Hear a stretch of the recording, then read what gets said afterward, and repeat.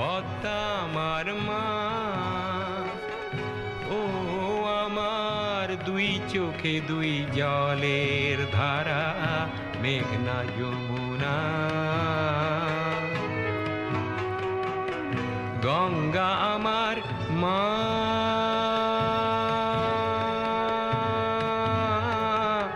পদ্মা আমার মা।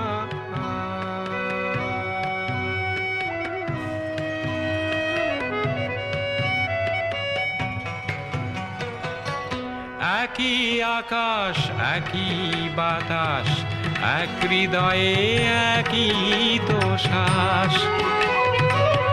দোয়েল কোয়েল পাখির ঠোঁটে, দোয়েল কোয়েল পাখির ঠোঁটে একই মূর্ছনা, একই মূর্ছনা। ও আমার দুই চোখে দুই জলের ধারা, মেঘনা যমুনা। গঙ্গা আমার মা,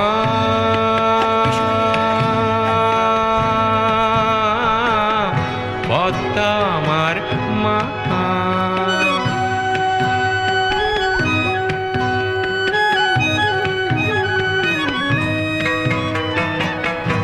এপার ওপার কোন পারে জানি না, ও আমি সবখানেতে আছি। গাঙের জলে ভাসিয়ে ডিঙা, ও আমি শুভ সন্ধ্যা। বসন্তের পূর্ণিমার রাতে আমরা আবার মিলিত হয়েছি আগের বারের মতো। আপনারা যে এসছেন তার জন্যে আপনাদের অনেক অনেক ধন্যবাদ। নাটকটা সম্বন্ধে দুটো কথা বলে নেব। এই নাটকটা শুরু চালু লেখা হয়েছে 1971-এ। ভারত তখন ছিল পূর্ব পাকিস্তান, তখনও বাংলাদেশ হয়নি। সেই ভারত পূর্ব পাকিস্তান যুদ্ধের ওপরেই একটা কাল্পনিক ঘটনা। এই কাল্পনিক ঘটনা এবং চরিত্রগুলো সবই কাল্পনিক। তবে যেহেতু 52-53 বছর আগে এই ঘটনা ঘটে গেছে, সেই ঘটনার যারা পাত্রপাত্রী তারা সবাই আজকে বয়সের ভারে সবাই নুব্জ প্রায়। তাই তারা যখন এত বছর পর একসঙ্গে মিলিত হয়েছে, তারা রিক্যাপিচুলেট করছে 52-53 বছর আগে তাদের জীবনে কি কি ঘটনা ঘটে গেছিল, এবং তারা সেই পুরনো স্মৃতি রোমন্থন করতে করতেই এই নাটকের সূত্রপাত। এই নাটকটা অনেকটা শুনতে মনে হচ্ছে রূপকথার মতো। একটা আপনাদের অ্যাজিউম করে নিতে হচ্ছে যে 52 বছর আগে কি একটা ঘটে গেছে। নিউ জেনারেশনস তো অনেকে জানেই না ব্যাপারটা, অনেকে তো সেটা দেখেই নি। তো একটা রূপকথার মতো শোনালেও এই রূপকথায় কিন্তু কোনো তেপান্তরের মাঠ বা বেগমায় বেগমের দেশ বা রাজপুত্র রাজকন্যা নেই। আছে শুধু একটু ভালোবাসা। সেই ভালোবাসার কাহিনী নিয়েই এই নাটকটার সূত্রপাত। এবার নাটক শেষে আপনাদের কাছে একটা অনুরোধ রাখবো, নাটকটা দেখার পর আপনারা ডিসাইড করে নেবেন এটা ভালোবাসার রূপকথা না রূপকথার ভালোবাসা। নাটকটা চলবে 1 ঘন্টা 30 মিনিট থেকে 1 ঘন্টা 40 মিনিট। 8খানা সিনে নাটকটা ভাগ করা হয়েছে। 6ষ্ঠ সিনের পর মানে 6th সিনের পর একটা 10 মিনিটের বিরতি আমরা নেব, তারপরে কিন্তু আবার নাটক চালু করে দেবো। নমস্কার, আপনাদের আসার জন্য অনেক ধন্যবাদ। আমরা চালু করছি আমাদের নাটক। Thank you. স্বপন সিনহা, আলোকসজ্জা বিশ্বনাথ দে, শব্দ সিএলটি, শব্দ প্রক্ষেপণ সোমেন দত্ত, মঞ্চসজ্জা রঞ্জন, রূপসজ্জা পাল অ্যান্ড কোম্পানি, নামাঙ্কন আর্যচন্দ্র।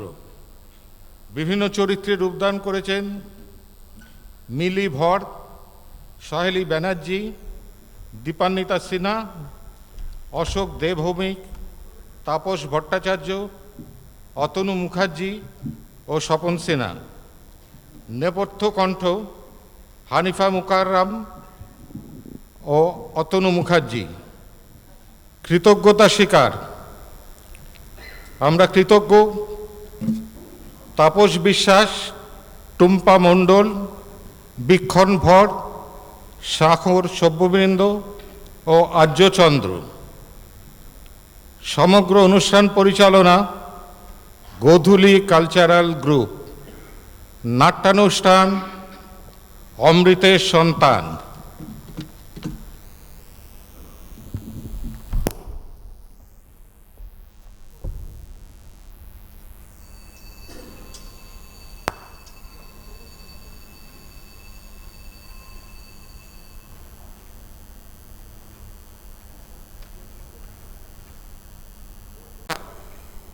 শান্ত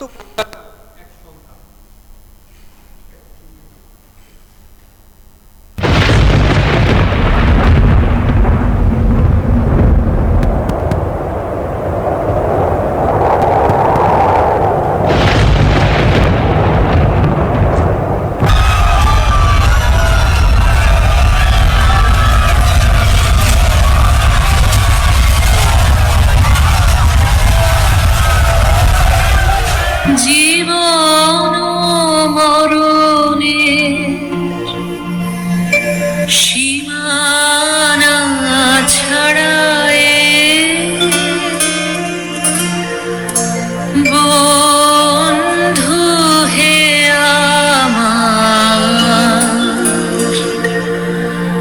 রয়েছ দাঁড়ায় জীবন মরণে সীমানা ছাড়ায় বন্ধু হে আমার রয়েছ দাঁড়ায় জীবন মরণে সীমানা ছাড়ায়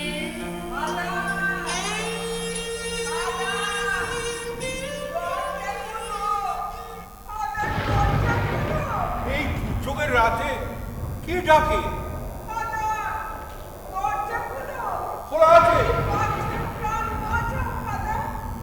দরজা খোলা আছে, ভেতরে আমার এই বাচ্চার প্রাণ বাঁচাও ফাদার। লর্ড ইজ মার্সিফুল, প্রভু দয়াময়। তুমি সেই দয়াময়ের কাছে প্রার্থনা করো মা, তিনি তোমার এই সন্তানকে বাঁচাবেন। হ্যাঁ, পাচ্ছ মা? হ্যাঁ, শোনো, এসো এসো, তুমি এখানে বসো তো, এখানে বসো বসো।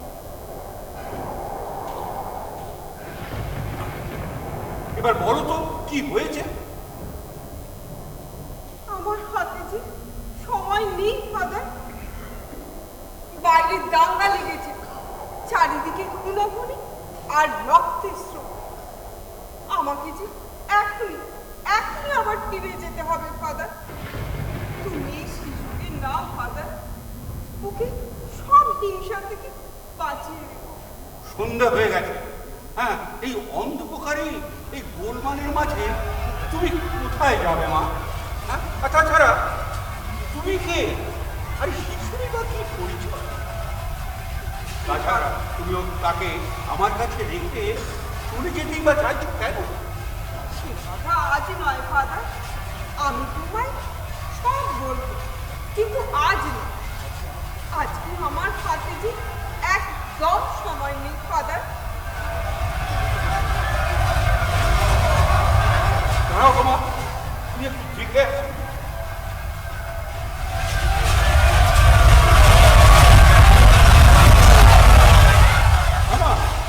বলছি, এই গুলমানের মাঝে তোমাকে আমি কেমন করে ছাড়ি বলো? আমাকে যে যেতেই হবে ফাদার। শোনো, তুমি আরো কিছুক্ষণ থাকো। হ্যাঁ, গোলমালটা মিটলে তারপরে না হয় কেউ।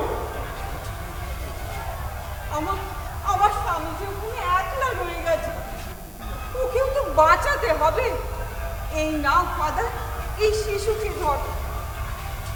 কিন্তু এই একরত্তি শিশুকে আমি কোথায় রাখবো বলো তোমার? ফাদার, তোমার অনাথ আশ্রমে আপাতত ওকে রেখো। গোলমাল মিটলে আমি এসে নিয়ে যাবো। চলি, father. Oh Lord, save this baby and save my daughter also.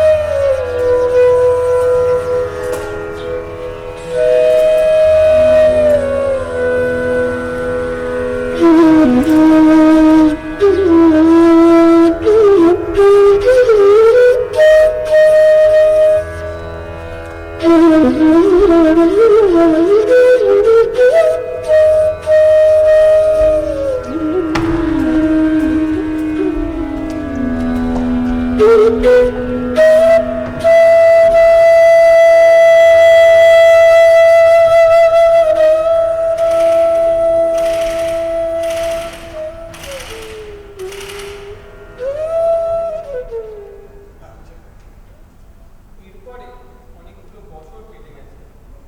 Bangla বুকের উপর ঘটে গেছে অনেক ঘটনা। দেশ স্বাধীন হয়েছে, বাংলা সন 1971 ডিসেম্বর মাস। জেলার কংসাবতীর তীরে সাগরসারি গ্রামে এক সন্ধ্যা।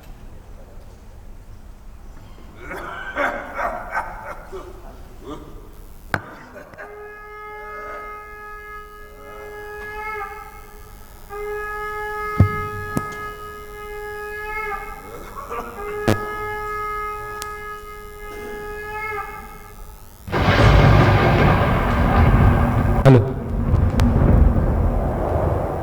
বাবা, মনে হয় ঝড় আসছে। দাঁড়াও, তোমাকে একটা চাদর এনে দিই। না মা, চাদর লাগবে না, এই তো ভেতরে একটা সোয়েটার আছে। তাছাড়া এবারে অতটা ঠান্ডা পড়েনি রে মা। তা হোক বাবা, এই ঝোড়ো হাওয়ার তোমার ঠান্ডা লেগে যেতে পারে। তাহলে তুমি বরং ভেতরে গিয়ে বসো, আমি রান্নাটা চাপাই। কি হলো, বসে রইলে যে? কি ভাবছো? আসলে মা, এই ঝড়ের কথা মনে পড়লে সব অতীতে সেই রাত্রির কথা মনে পড়ে যায়।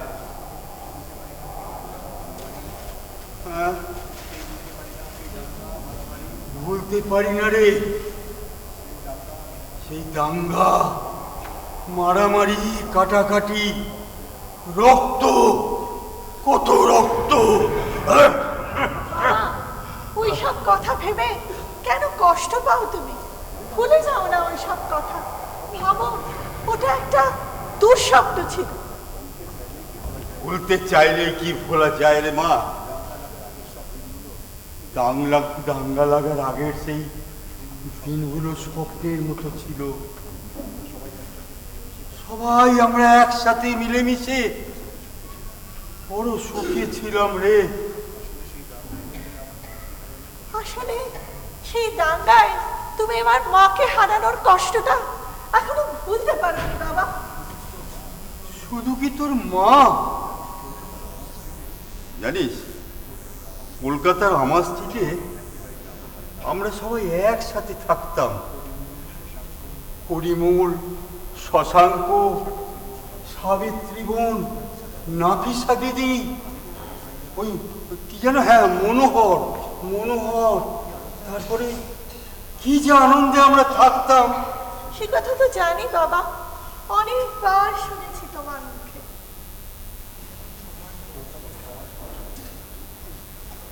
তোর তখন 6 মাস বয়স হবে, আরে শশাঙ্ক ছেলেটা সবে হয়েছে।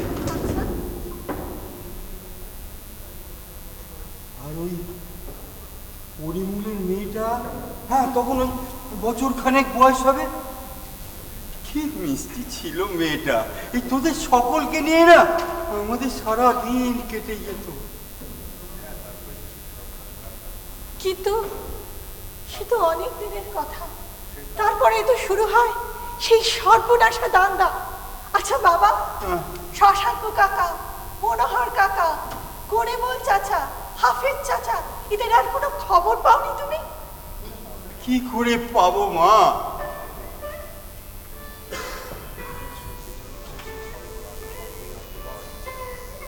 জানিস সেদিনকার জিনিসগুলো 1946 17ই আগস্ট আমরা সবাই সবাইকে হারিয়ে ফেললাম। রক্তে সমুদ্রে ভেসে ভেসে কে কোথায় ভেসে গেল।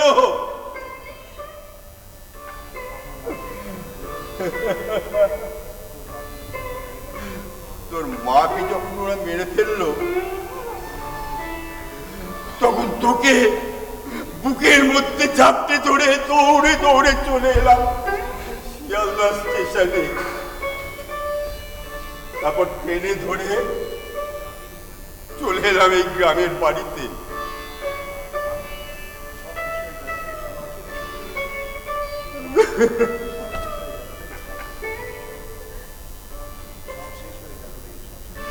সব শেষ হয়ে গেল রে, সব শেষ হয়ে গেল।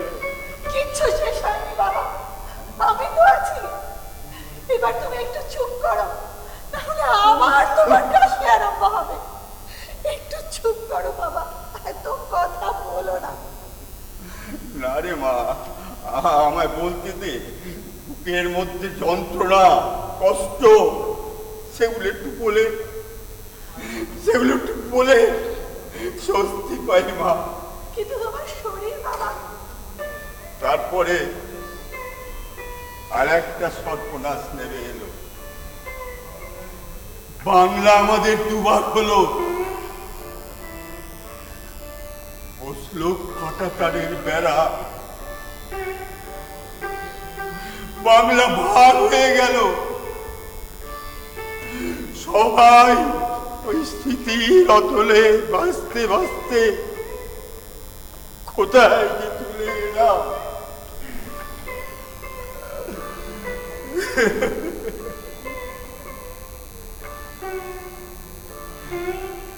জানিস মা,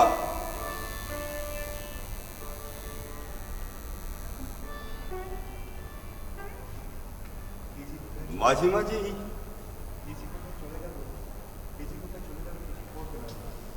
এই জীবনে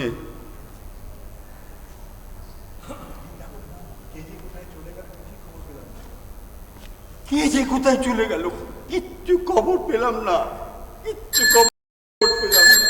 চিঠি আছে। আসছি বাবা, তুমি বসো, আমি চিঠিটা নিয়ে আসি।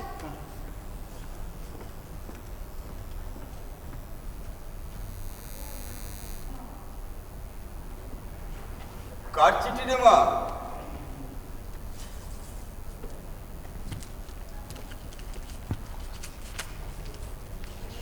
কে লিখেছে রে মা? বাবা, বিশ্বনাথের। বিশ্বনাথের? হ্যাঁ। সে কি রে, ও তো বলেছিল অজ্ঞান মাসে এসে তোদের ওই বিয়েটা পাকাপাকি করবে। কিন্তু বাবা। কি কিন্তু? দাঁড়াও, চিঠিটা পড়ে তোমায় বলছি। পড়। পড়তে দাও আমায়। তোমার মনে আছে কমলি, পুজোর পরে খেয়াঘাটের শেষ ফেরিটা ধরার আগে কথা দিয়েছিলাম অঘ্রাণ মাসে এসে হারান কাকার সাথে ফাল্গুনের বিয়ের কথাটা সেরে নেব। তা আর হলো না। আজই সকালে যুদ্ধ শুরু হয়েছে। আমরা সবাই এখন যশোরে, গন্তব্য খুলনা। এই চিঠি যখন পাবে তখন খুলনা পৌঁছে যাব। যুদ্ধ থেকে ফিরেই আবার দেখা করব। এ কি, তুমি ভেঙে পড়ছো? ভেবো না, আমি ঠিক ফিরে আসবো। বাবা, ও আসতে পারে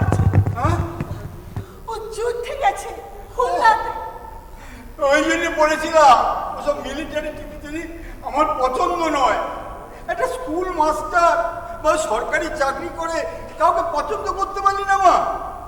কিন্তু বাবা, আমি তো বিশ্বনাথের কথা তোমাকে আগেই বলেছিলাম। আমরা দুজনে কলকাতায় একসঙ্গে যখন কলেজে পড়তাম তখন ওর সঙ্গে আমার আলাপ হয়। আর তারপর বেশ কয়েকবার এখানেও আসা যাওয়া করেছে। হ্যাঁ তখনও তুমি বলেছিলে যে বিশ্বনাথকে তোমার ভালোই লেগেছে। হ্যাঁ, ভালো তো লেগেছিল। কি জানিস মা, ওকে দেখলেই না আমার ওই শশাঙ্কর কথা মনে পড়ে যায়। আচ্ছা তুই কি জানিস বিশ্বনাথের বাবা মাকে ও কোথায় বড় হয়েছে? হ্যাঁ বাবা, জানি। ওর মুখেই শুনেছি খুব ছোটবেলায় ওর মা বাবাকে হারিয়েছে। তারপর কোনো এক পাদ্রী সাহেবের আশ্রয়ে, অনাথ আশ্রমে ও বড় হয়েছে। তারপর কলেজের পড়া শেষ করে ও ভারতীয় সেনায় নাম লেখায়। ভারতীয় সেনা? ভালো ভালো, সে ভালো, কিন্তু বড় অনিশ্চিত জীবন রে। আজ এখানে কাল সেখানে। আমারও তো বয়স হচ্ছে মা, আজ আছি কাল নেই। তোরও তো বিয়ে হয়ে যাবে মা, তুইও তো আমায় ছেড়ে চলে যাবি মা। বাবা, আমি কোথাও যাব না, আমি এখানেই থাকবো। ও করুক দেশের কাজ, আমি তোমার কাছেই থাকবো বাবা, আমি এখানেই থাকবো। জানিস মা, মাঝে মাঝে না একটা স্বপ্ন দেখি। কি স্বপ্ন বাবা? সন্ধ্যেবেলা পড়ন্ত সূর্যের আলোর ছায়ায় ওই কংসাবতী নদীর তীরে আমি একলা বসে আছি। কেউ নেই, কিচ্ছু নেই, শুধু দূর থেকে একটা নৌকো ছলাৎ ছলাৎ শব্দে ভেসে চলেছে। তুমি পারের কর্তা, শুনে বার্তা, তাই ডাকি তোমারে। হরিদিন তো গেল, সন্ধ্যা হলো, পার করো আমারে। না, আমি বাঁচবো বাবা, আমরা বাঁচবো বাবা। দূরে কোথায়, দূরে দূরে, দূরে কোথায়, দূরে দূরে আমার মন বেড়ায় গো, ঘুরে ঘুরে,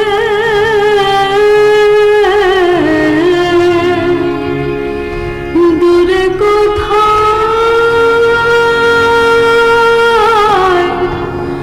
দূরে দূরে।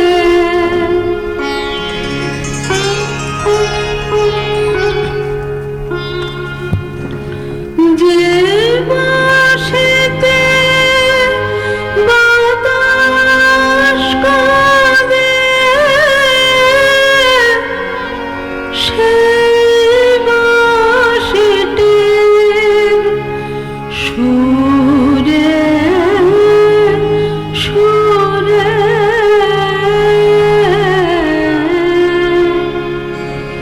দূরে কোথায়, দূরে দূরে। 10ই ডিসেম্বর 1971, অশান্ত পূর্ববঙ্গ। বঙ্গবন্ধু মুজিবুর রহমানের নেতৃত্বে দিকে দিকে জেগে উঠেছে জনজাগরণ। সংগ্রাম, এবারে সংগ্রাম, স্বাধীনতার সংগ্রাম।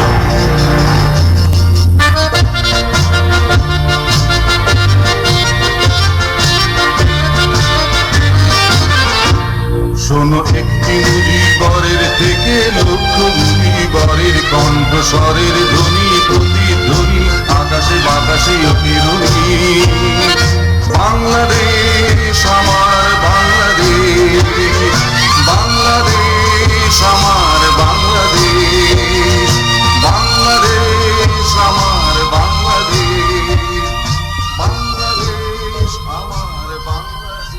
পাকিস্তানি সেনা ও তাদের আশ্রিত রাজাকারদের অত্যাচারে অতিষ্ঠ হয়ে পূর্ববঙ্গে সাধারণ মানুষ গড়ে তুলেছে প্রতিবাদ আর প্রতিরোধের আগুন। রংপুর, রাজশাহী, খুলনা, ঢাকা, নোয়াখালী, ময়মনসিংহের চতুর্দিকে গঠিত হয়েছে জনগণের মুক্তি ফৌজ। ওদিকে পাকিস্তানি অপশাসনের বিরুদ্ধে রুখে দাঁড়াতে তাদের সাথে যোগ দিয়েছে ভারতীয় সেনা। বাংলার বুকে এ যেন এক অভূতপূর্ব জনজাগরণ। স্থান মুন্সিগঞ্জ গ্রামীণ হাসপাতাল।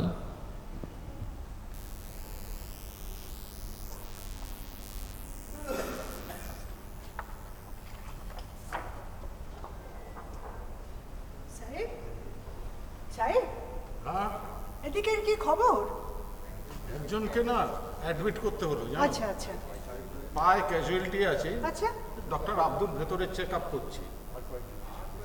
আর কয়েকজন পেশেন্ট তাদের এই ফার্স্ট এডেই ছেড়ে দিয়েছে। আচ্ছা। তা তোমার এত দেরি হলো আজ? আসলে সকালে রেডিওতে একটা নিউজ শুনছিলাম। জানি তো এখানে দুজন এক্সপিরিয়েন্স ডক্টর আছে, সব সামলে নিতে পারবে। কি বলছে খবরে? আজ 7 দিন পর আমাদের মুক্তি বাহিনী অনেকটা প্রতিরোধ বাড়িয়ে তুলেছে। সত্যি আমরা ভারতীয় সেনার কাছে কৃতজ্ঞ। ওরা ঠিক সময় মতো না এলে আর কি যে হতো। আর কি হতো? আমার ভাইজানের মতো আরো অনেক ভাইজান সকালে হারিয়ে যেত। সত্যি কত প্রাণ অকালে ঝরে গেল। জানি না এর শেষ কি হবে। আচ্ছা সাবিনা, হ্যাঁ, তুমি তো তোমার ভাইজানকে হারিয়েছো প্রায় 5 মাস হলো। এতদিনেও তুমি তার শখ থেকে বেরোতে পারলে না? তুমি তো একজন ডাক্তার, কত জীবন মৃত্যু তুমি দেখেছো। হ্যাঁ, আমি একজন ডাক্তার, অনেক জীবন মৃত্যু আমি প্রতিনিয়ত দেখি। কিন্তু কিন্তু আমার ভাইজান যে ছিল আমার খুব আদরে। প্রিয়জন হারানোর শখ তুমি কি করে বুঝবে ডক্টর সাইদ? শুনেছি শুনেছি খুব ছোটবেলায় আমি আমার মাকে হারিয়েছি। ভালো করে মার মুখটাও মনে পড়ে না। 1946-এর দাঙ্গায় কলকাতার পাট চুকিয়ে আম্মিজান মারা যাওয়ার পর আব্বু আমাকে এখানে নিয়ে চলে আসেন। বাইরের কেউ বুঝতে পারবে না সেই সময় আব্বুর কষ্টের কথা, আমার কষ্টের কথা। আচ্ছা, বড় হয়ে তুমি কলকাতা যাওনি? না, শুনেছি তো কলকাতা খুব বড় শহর। আসলে আব্বুর খুব ইচ্ছে ছিল পুরনো বন্ধু হারান চাচা, মনোহর চাচা এদের সব খবর জানতে। জানো, হারান চাচার না আমার বয়সে একটা মেয়ে ছিল। তাই? হ্যাঁ, কিন্তু কলকাতা আমাদের আর যাওয়া হয়নি গো। তাহলে তোমার এই ভাইজানকে তুমি পেলে কোথায়?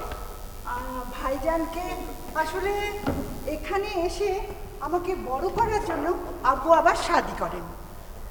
ভাইজান হলো সেই নতুন আম্মিজানের সন্তান। কিন্তু বিশ্বাস করো, কোনো দিন মনে হয়নি ভাইজান আমার সৎ ভাই। শুনেছি চাচা চাচি মক্কা যাওয়ার পথে রোড অ্যাক্সিডেন্টে মারা গেছেন। হ্যাঁ, ঠিকই শুনেছো। আজ থেকে 3 বছর আগে রোড অ্যাক্সিডেন্টে আমি আর আব্বুজান মারা যান।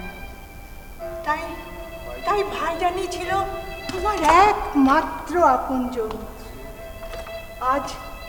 আজ সেও নেই। আমি একদম একা হয়ে গেছি, অনন্ত আকাশে উড়ে চলা নিঃসঙ্গ পাখি মতো। কেন কেন সাবিনা, আমি নেই? আমরা দুজনে মিলে আবার নতুন স্বর্গ গড়ে তুলতে পারি না? সাহেব, সবে মাত্র 5 মাস ভাইকে হারিয়েছি। আমাকে একটু সময় দাও প্লিজ সাহেব, প্লিজ। আচ্ছা সাবি, তোমার এই এত বড় বাড়িতে একা থাকতে ভয় লাগে না? ভয় হয়, ভীষণ ভয় হয়। এক এক সময় দম বন্ধ হয়ে আসে। তখন এক ছুটে এই হসপিটালে এসে রোগীদের সাথে সময় কাটাই। এখানে থাকতে হলে তো আমার দম বন্ধ হয়ে যেত। জানো সাহেব, আজ থেকে 3 বছর আগেও না এই বাড়িতে কত আলো, গান, আনন্দ সব সব ছিল। অবসর সময় ভাইজানের সাথে খুনসুটি করে আব্বুজান আম্মিজানের সাথে গানে গল্পে কি সুন্দর দিনগুলো কেটে যেত। কিন্তু আজ সব শূন্য, সব ফাঁকা, স্মৃতির ঝরা পাতায় চারিদিক ছেয়ে আছে। সাবিনা, সাবিনা, হ্যাঁ?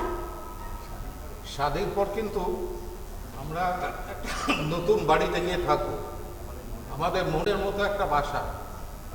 আর নাম দেব ভালোবাসা। ভালোবাসা রঙে রূপে আমরা ভরিয়ে তুলব প্রতিটা মুহূর্ত। আর আমাদের এই হাসপাতাল রুগী, তাদের কি হবে? তারা বুঝে ফেলে না। আমি এই হাসপাতাল লাগোয়া মেঘনার তীরেই থাকবো। তুমি বরঞ্চ এখানে থেকেই তোমার মনের মতো করে সাজিয়ে নিও তোমার স্বপ্নের ভালোবাসা।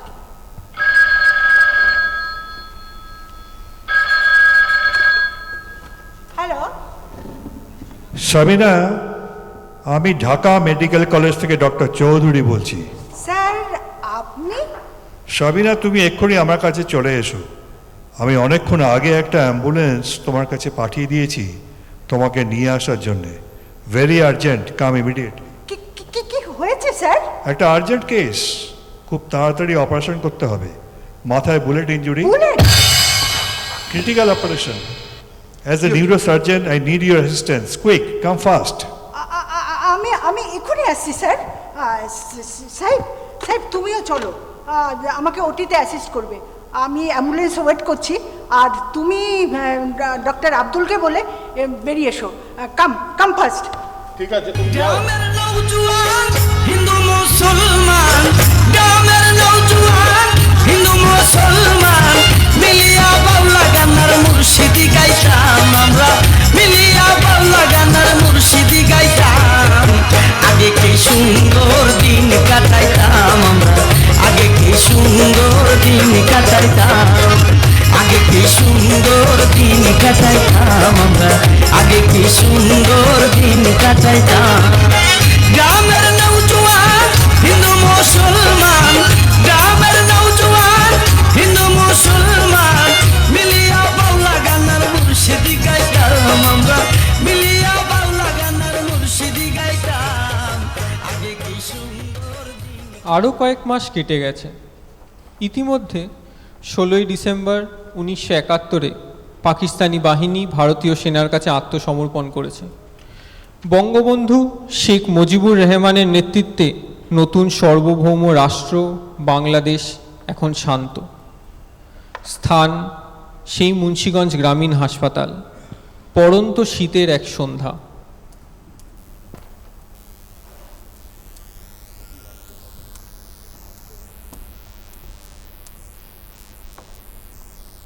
কি ভাবছো সাবি? অনেক চিন্তার মেঘ আমাকে ঘিরে ধরেছে সাহেব। ওর পরিচয় তো এখনো জানা গেল না, ও তো কিছুই মনে করতে পারছে না। এখন অনেকটা সময় লাগবে। ডক্টর চৌধুরীও এ বিষয়ে একমত। ওর মাথার যে অংশে বুলেট লেগেছিল ঠিক ফ্রন্টাল লোবের পাশে। খুব প্রিসিশন অপারেশন হয়েছে বটে, but there is a chance of thrombi formation followed by minor infection. তাহলে তো due to low blood circulation epileptic fit is also possible, তাই না? হ্যাঁ, সেটা তো হতেই পারে, তবে মেডিকেশনে ঠিক হয়ে যাবে। But it may take time. তবে দেখতে হবে যে ও কোনোভাবেই যেন এক্সাইটেড না হয়। ওভার এক্সাইটমেন্ট ওর জন্য খুব খারাপ। আর একবার সিটি স্ক্যান করলে হয় না? হ্যাঁ, সেটা তো করাতেই হবে, কিন্তু এখানে তো সেটা হবে না। ঢাকা মেডিকেল কলেজে নিয়ে যেতে হবে। আর ওর শরীরের যা অবস্থা, ও এত ধকল নিতে পারবে?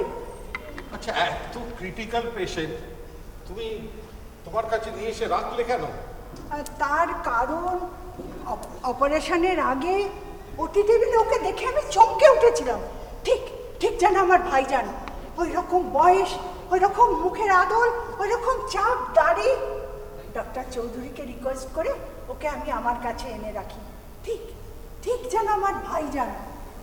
ওর উপরে কেমন যেন আমার মায়া পড়ে গেছে গো। আমার চিন্তা কিন্তু অন্য জায়গায়। ও ওর পরিচয় না জানা গেলে আমরা তো বাড়িতেও খবর দিতে পারবো না। তারা তো নিশ্চয়ই ওর জন্য চিন্তিত হয়ে আছে। কিন্তু ওটির আগে ওর ছিন্ন ভিন্ন রক্তাক্ত ড্রেস দেখে মনে হয়েছিল ও ইন্ডিয়ান আর্মি হবে। আর ওর আর্মি ব্যাগ যদিও পাওয়া যায়নি। তাহলে তো ইন্ডিয়ান হাই কমিশনকে খবর দেওয়া উচিত ছিল। জানাবো, আমি নিজেই হাই কমিশনে জানাবো। ওকে ও আর একটু সুস্থ হয়ে উঠুক। আসলে কি জানো সাহেব, আমি ইচ্ছে করেই দেরি করছি। এক ভাইজানকে তো আমি আগেই হারিয়েছি। নতুন যে ভাইজানকে পেয়েছি, থাক না কিছুদিন আমার কাছে। তুমি বরঞ্চ একটা কাজ করো, ডক্টর চৌধুরীর সাথে ফোনে কথা বলে ওর সিটি স্ক্যানের 10-15 দিন পর ঢাকা মেডিকেল কলেজে একটা স্লট বুক করো। আর ইতিমধ্যে তুমিও লাস্ট সিটি স্ক্যানের রিপোর্টটা একটু স্টাডি করো। আমি ততক্ষণ ওকে একটু ওষুধ খাইয়ে আসি, ঠিক আছে? হ্যাঁ, তুমি একটু দেখো, আমি আসছি।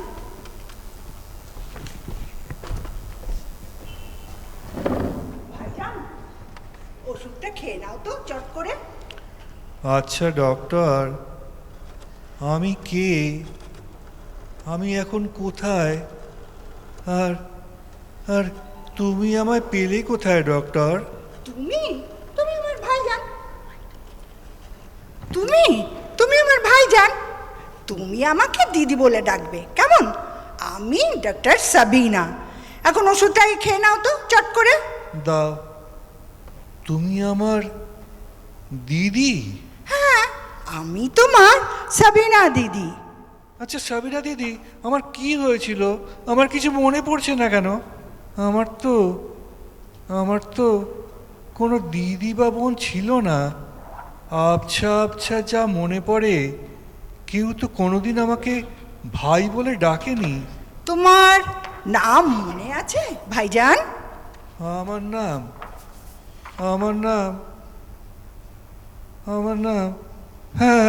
হ্যাঁ মনে পড়ছে দিদি, আমার নাম বিশ্বনাথ। আচ্ছা দিদি, সামনের ওই নদীটার নাম কি গো? ওটা আমাদের মেঘনা নদী। মেঘনা নদী? হ্যাঁ, মেঘনা নদী, সে তো শুনেছি পূর্ববঙ্গে। হ্যাঁ, আমি এখন পূর্ববঙ্গে আছি। জানো তো দিদি, আমাদের কমলাদের গ্রামেও না এইরকম একটা নদী ছিল। কমলা? কে কমলা? গ্রামই বা কোথায়? আর নদীটার নাম কি? নদীর নাম কংসা। আর মনে করতে পারছি না, সব কেমন গুলিয়ে যাচ্ছে। চোখের সামনেটা কেমন অন্ধকার হয়ে আসছে দিদি, যন্ত্রণা। শান্ত বিশুভাই শান্ত। সাহেব একটা ঘুমের ইঞ্জেকশন, তাড়াতাড়ি সাহেব। শান্ত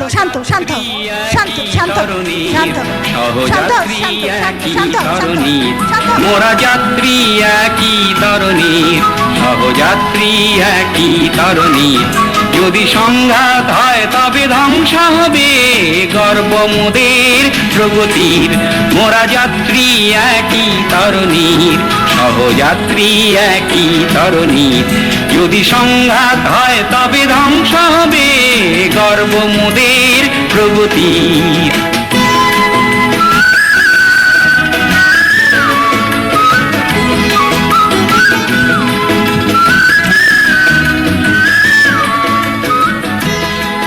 প্রভু চোখ মেলে চাও, দেখো স্বর্গ থেকে। প্রভু চোখ মেলে চাও, দেখো স্বর্গ থেকে। পরের দিন দুপুরবেলায় একই এক দুর্ঘটনা নেমে এলো সাবিনার জীবনে।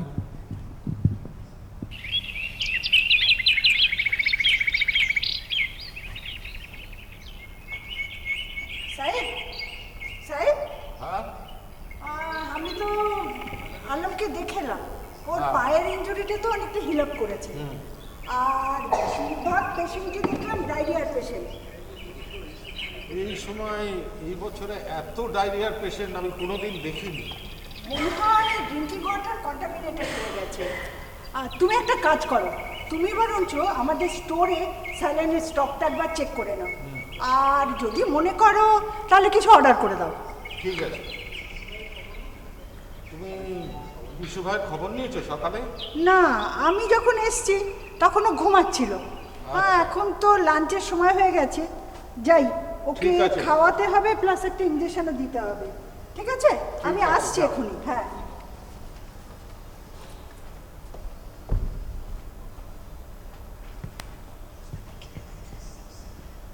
বিশু ভাই, বিশু ভাই, বিশু ভাই, তুমি কোথায়? বিশু ভাই, বিশু ভাই, কি হলো সাবিনা? বিশু ভাইকে কোথাও দেখতে পাচ্ছি না। দেখো। দেখেছি, ওখানে নেই। আমি এখন ওখানে দাঁড়িয়ে আছি। ঠিক আছে, তুমি চলে এসো, আমি সবাইকে পাঠাচ্ছি। এই যাবে আছে ভাই, তোমরা একটু দেখো তো বাইরে বিশু ভাইকে পাওয়া যাচ্ছে না। আরে যাও না, তাড়াতাড়ি যাও।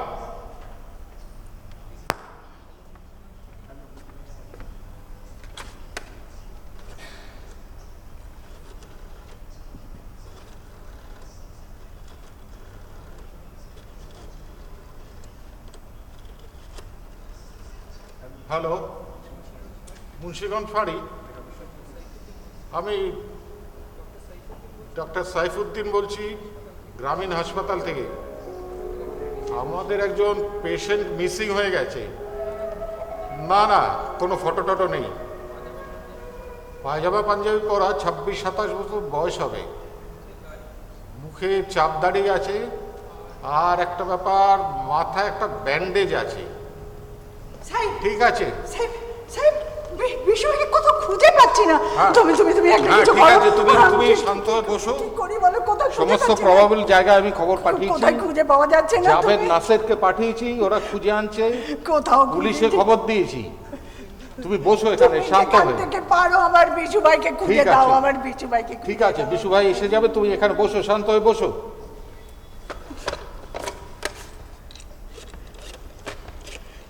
Hello, hello, sir, sir, sir, Bishu ভাইকে কোথাও খুঁজে পাওয়া যাচ্ছে না স্যার।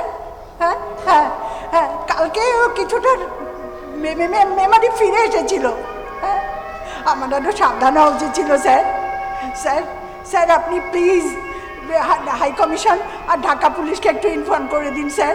স্যার, সব সব আমারই দোষ, আমার জন্যে এরকম হলো। আয় আল্লাহ, আর আর কত বাংলা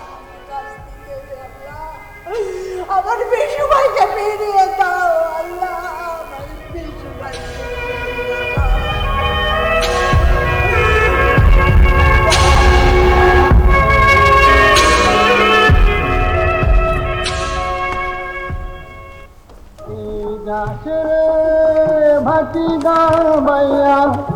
আমার ভাই ধমরে কয়ো নয়র নিত বলা তোরা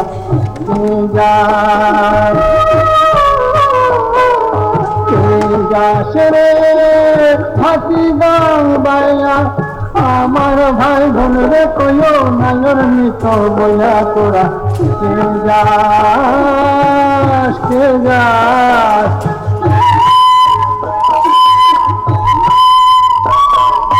বছর খানি ঘুরা গেল গেল রে, ভাইয়ের দেখা পাইলাম না, পাইলাম না। ফুল যায় আমার ফুরা গেল গেল রে, ভাইয়ের দেখা পাইলাম না, পাইলাম না।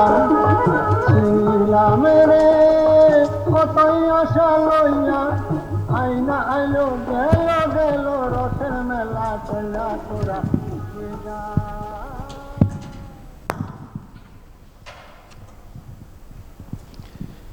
আরও 15 দিন কেটে গেল। বিশু ভাইয়ের কোনো খোঁজ সাবিনা পায়নি। সাবিনার জীবনে নেমে এসেছে কালো অন্ধকার। এদিকে মেদিনীপুরের শাহিরশাহী গ্রামে উৎকণ্ঠার প্রহর গুনছে কমলা হারান মাস্টারমশাই। 5ই এপ্রিল 1972, শাহেরশাহী গ্রাম।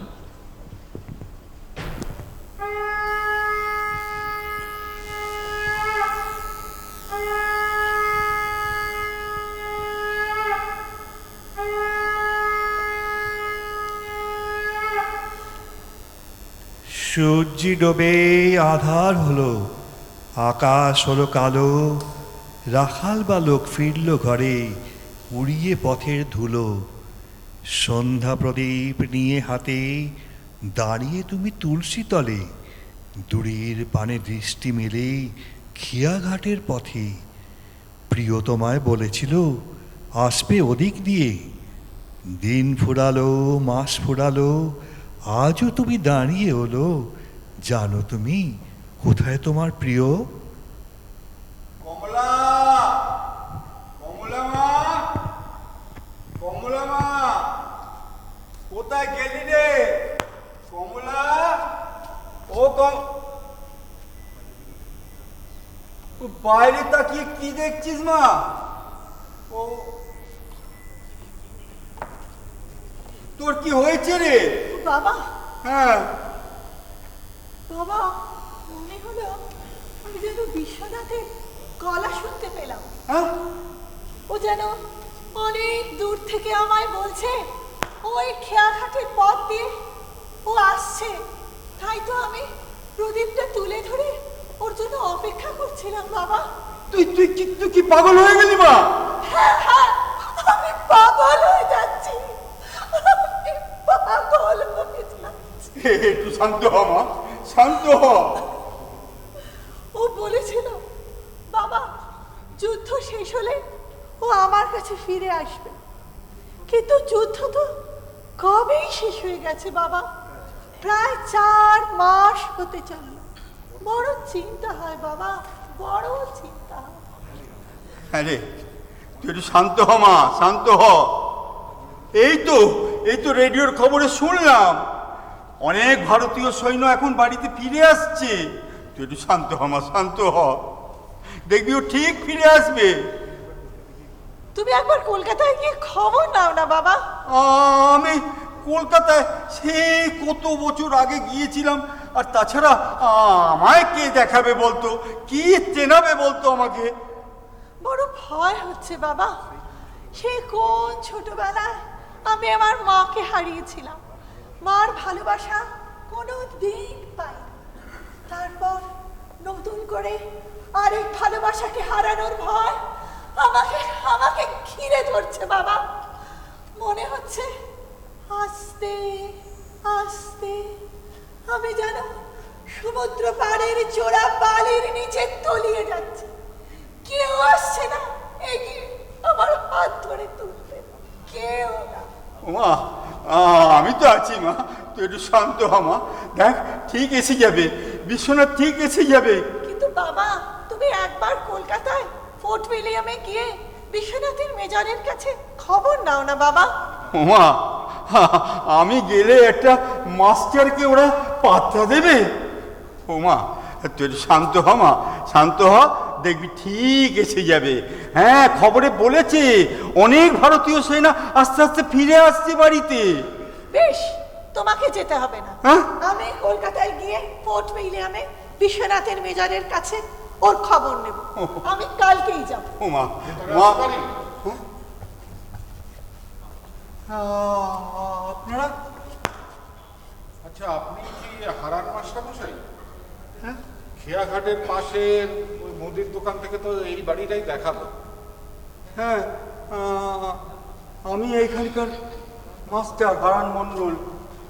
আচ্ছা, আমি ডক্টর সৈফুদ্দিন, আর ইনি ডক্টর সাবিনা ইসলাম। আমরা দুজনে আসছি ঢাকার মুন্সিগঞ্জ থানা থেকে। হ্যাঁ, বাংলাদেশ, মুন্সিগঞ্জ? হ্যাঁ। তুমি তো আমার বোন কমলা, তাই না? আপনি আপনি আমায় চিনলেন কি করে? আমি তোমার কথা আমার বিশু ভাইয়ের কাছে অনেক শুনেছি। বিশু ভাই মানে? আপনি বিশ্বনাথের কথা বলছেন? হ্যাঁ, আমি তোমার বিশ্বনাথের কথা বলছি। বিশ্বনাথ কোথায়? ও কেমন আছে? হ্যাঁ, ও কেমন আছে? আমি বলছি, বিশ্বনাথ মুক্তিযুদ্ধে গুরুতরভাবে আহত হয়েছিল। হ্যাঁ, ওর মাথায় বুকে বুলেট লেগেছিল। ডক্টর সাবিনাই ওকে চিকিৎসা করে অপারেট করে সুস্থ করে তুলেছে। এখন বিশ্বনাথ কোথায়? তারপরে এখন কেমন আছে? কেমন আছে? বলছি ও কিছুটা সুস্থ হয়ে ওঠার পর ওকে আমি আমার কাছে এনে রাখি। ওকে দেখতে ছিল মুক্তিযুদ্ধে মারা যাওয়া আমার ভাইজানের মতো, তাই আমি ওকে বলতাম বিশু ভাই, আর ও আমাকে বলতো সাবিনা দিদি। অপারেশন তো সাকসেসফুল হয়েছিল, কিন্তু পোস্ট অপারেটিভ কিছু কমপ্লিকেশন দেখা দেয়। ওর টেম্পোরারি মেমোরি লস হয়েছিল। ওর কি নাম, কোথায় বাড়ি কিছুই মনে করতে পারছিল না। তবে অপারেশনের আগে ওর ড্রেস দেখে মনে হয়েছিল ও কোনো ভারতীয় আর্মি হবে। সাবিনা তো ওকে নিয়ে চিকিৎসা চালিয়ে যাচ্ছিল, ডিফারেন্ট টাইপের মেডিকেশন অ্যাপ্লাই করছিল ওর মেমোরি রিগেন করার জন্য। এইভাবে প্রায় 3 মাস ওর নিরলস প্রচেষ্টায় একদিন সন্ধ্যায় ওর নাম মনে করতে পারল। তারপরে ও আমার বাড়ির সামনের নদীটার দিকে তাকিয়ে বলল, দিদি এই নদীটার নাম কি গো? আমার কমলার গ্রামেও না এইরকম একটা নদী আছে। ওকে কি নাম জিজ্ঞেস করায় কংসা কংসা বলে অসহ্য মাথায় যন্ত্রণায় ছটফট করতে লাগলো। তখন ডাক্তার সাইফ ওকে একটা ঘুমের ইঞ্জেকশন দিলে ও ঘুমিয়ে পড়ে। তারপর ও কোথায় আছে এখন? কোথায় আছে? বলছি সব বলছি, কিন্তু ও এখন একদম সুস্থ আছে, তোমরা একদম চিন্তা করো না। কিন্তু আমাদের না জানিয়ে ওখান থেকে চলে আসায় আমাদের কি অবস্থা হয়েছিল সেটা শোনো। পরের দিন সকালে আমি আর ডক্টর সাবিনা গেলাম ওকে দেখতে। দেখলাম ও তখন ঘুমোচ্ছে, সেই জন্য ওকে আর ডিস্টার্ব না করে আমরা ফিরে আসি, হসপিটালে চলে যাই। বাড়ি এসে ঘরে বাইরে কোথাও ওকে দেখতে পেলাম না। হ্যাঁ, ওকে কোথাও না দেখতে পেয়ে তো খুব চিন্তায় পড়ে গেলাম। সাবিনার তো পাগলের মতো অবস্থা, খাওয়া দাওয়া প্রায় ছেড়েই দিয়েছিল। খালি মনে হচ্ছিল এক ভাইজানকে তো আমি আগেই হারিয়েছি, আর নতুন ভাইজানকে পেয়েও হারাতে বলো। এইভাবে প্রায় 3 মাস নিরলস প্রচেষ্টায় অবশেষে পরশুর ডাকে ওর একটা চিঠি পেলাম। কি লিখেছে? তুমি পড়ব।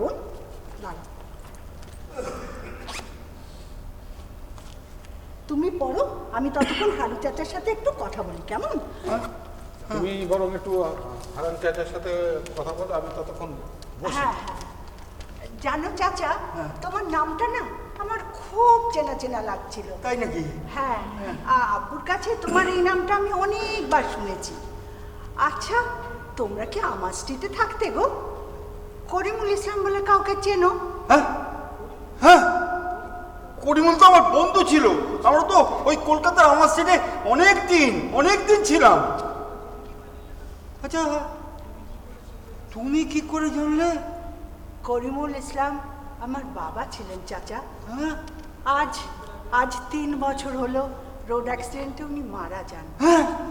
হ্যাঁ, বিশু ভাইয়ের কাছে তোমার নাম শুনে আমার কেমন যেন মনে হলো তুমি সেই আমার আব্বুর বন্ধু। হ্যাঁ, তুই সেই করিমুলের মেয়ে সাবিনা? হ্যাঁ চাচা, আমি সাবিনা। তোকে না কত কোলে নিয়েছি, এদিক ওদিক কত ঘুরে বেরিয়েছিলে মা। ও কমলা, এই দেখ তোর দিদির একটা সাবিনা দিদি। এই চিঠিটা না, এরপর কি করব? সব প্ল্যান করে রেখেছি। আগে চাচাকে চিঠিটা পড়ে শোনাই, তারপরে। ঠিক আছে? সাবিনা দিদি, আমি এখন কলকাতায় আর্মি হসপিটাল থেকেই চিঠি লিখছি। কি হয়েছে জানো, সেদিন অনেক বেলায় ঘুম ভেঙে তোমাদের দেখতে না পেয়ে বুঝেইছিলাম তোমরা হসপিটালে আছো। আমি মেঘনার তীরে বসেছিলাম, অনেকক্ষণ বসেছিলাম। হঠাৎ মাথায় যেন কেমন একটা বিদ্যুৎ খেলে গেল। আমার সব কথা মনে পড়ে গেল, কমলার কথা, হারার কাকার কথা, ফাদার জোসেফের কথা, আমার মার কথা, সব কেমন উদ্ভ্রান্তের মতো হাঁটতে হাঁটতে বড় রাস্তায় এসে উঠি। দেখি ইন্ডিয়ান আর্মির একটা ট্রাক অনেক জওয়ান নিয়ে কলকাতায় যাচ্ছে। আমার আর্মি ব্যাজ নাম্বার বলাতে ওরা আমাকেও উঠিয়ে নিল। তারপর সোজা ফোর্ট উইলিয়ামে গিয়ে আমার মেজরকে রিপোর্ট করি। আমার অসুস্থতার কথা শুনে আমাকে হসপিটালে অ্যাডমিট করে দেয়। এখন আমি পুরোপুরি সুস্থ হয়ে গেছি। 2-1 দিনের মধ্যেই আমাকে রিলিজ করে দেবে। আমি প্রথমে শিলিগুড়ি যাব ফাদার জোসেফের অনাথ আশ্রমে।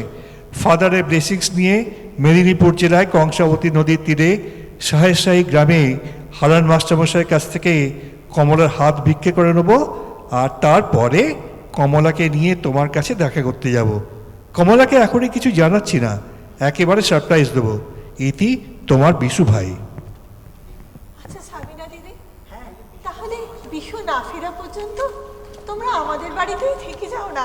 না না, আমরা ওকে একটা এত বড় সারপ্রাইজ দেব। আমরা রাতের ট্রেনে শিলিগুড়ি যাব। হ্যাঁ, কিন্তু আমার না কেন একটা সন্দেহ হচ্ছে। বলছি যে আমরা যে বিশ্বনাথকে খুঁজছি, এই সেই বিশ্বনাথ? হ্যাঁ হ্যাঁ হ্যাঁ, এই সেই বিশ্বনাথ। ও তো চিঠিতেও লিখেছে আপনার কথা, কমলার কথাও লিখেছে। হে কমলা, ওনার ধারে থাকার ব্যবস্থা কর। হ্যাঁ হ্যাঁ, রান্না বান্নাও কে চাপিয়ে দিস কিন্তু। যাই আমি ওই ব্যাগ ট্যাগগুলো গুছিয়ে নিই। সেই ভালো। আমরা এখন সবাই শিলিগুড়ি যাই। সাবিনা দিদি, শরীফ ভাই, চলো। হ্যাঁ চলো চলো চলো।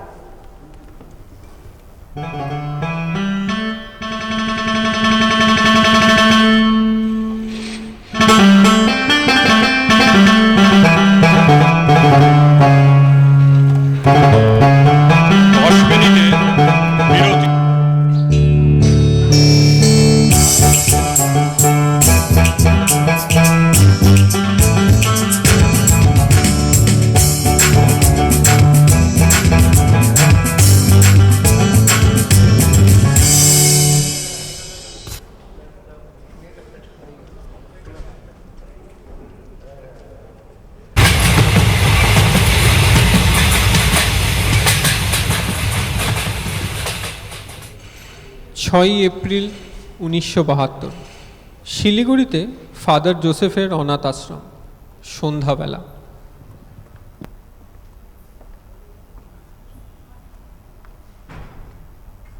কি ব্যাপার ফাদার?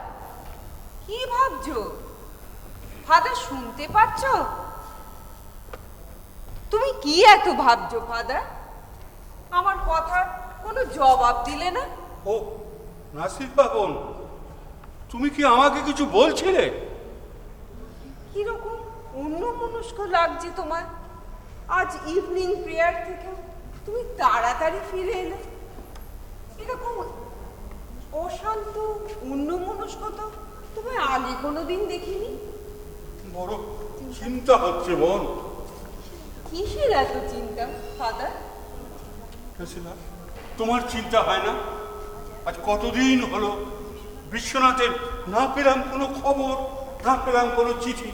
আমি প্রেয়ারের সময় যতবার মানুষ সংযোগ করার চেষ্টা করছি, ততবার ওর মুখটা আমার সামনে এসে উঠছে। আমার বিশু কিচ্ছু হবে না, দেখো ফাদার, ও ঠিক ফিরে আসবে। ওর কোনো ক্ষতি কেউ করতে পারবে না। ও যে অমৃতের সন্তান, আল্লাহ ওকে ঠিক রক্ষে করবে। আমিও তো লর্ডের কাছে সেই প্রার্থনাই করছি। তাহলে তো চিন্তা করছো কেন ফাদার? 5 মাস আগে ও আমার কাছে এসেছিল ব্লেসিংস নিতে, এই যুদ্ধে যাওয়ার আগে। কিন্তু 3 মাস হলো তো যুদ্ধ থেমে গেছে, ও কেন এলো না? ও বলে গিয়েছিল যুদ্ধ থেকে ফিরে ও সবার আগে এসে আমার সঙ্গে দেখা করবে। আমাকে নাকি ওর কি একটা ইম্পর্টেন্ট কথা বলার আছে।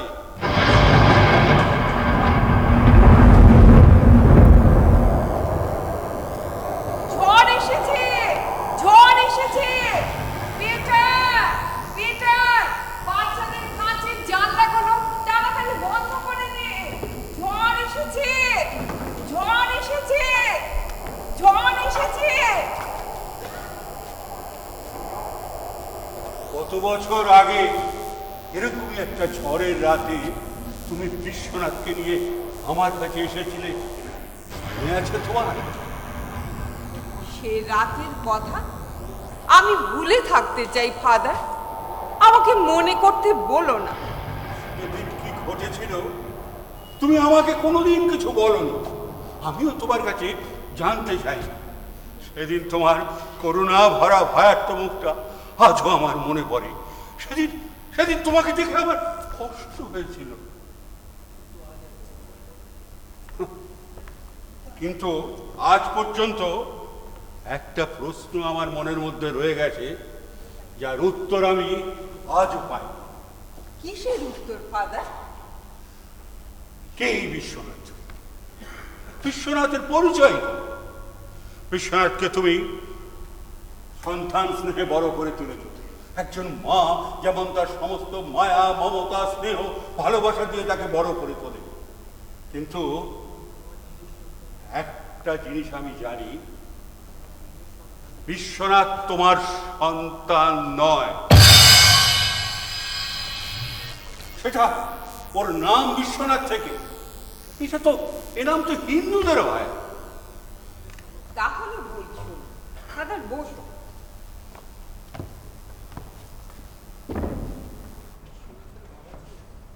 বিশ্বনাথের বাবা ছিলেন আমাদেরই বন্ধু শশাঙ্ক, আর ওর মার নাম ছিল সাবিত্রী। আচ্ছা, আমাকে দিদি বলেই ডাকত।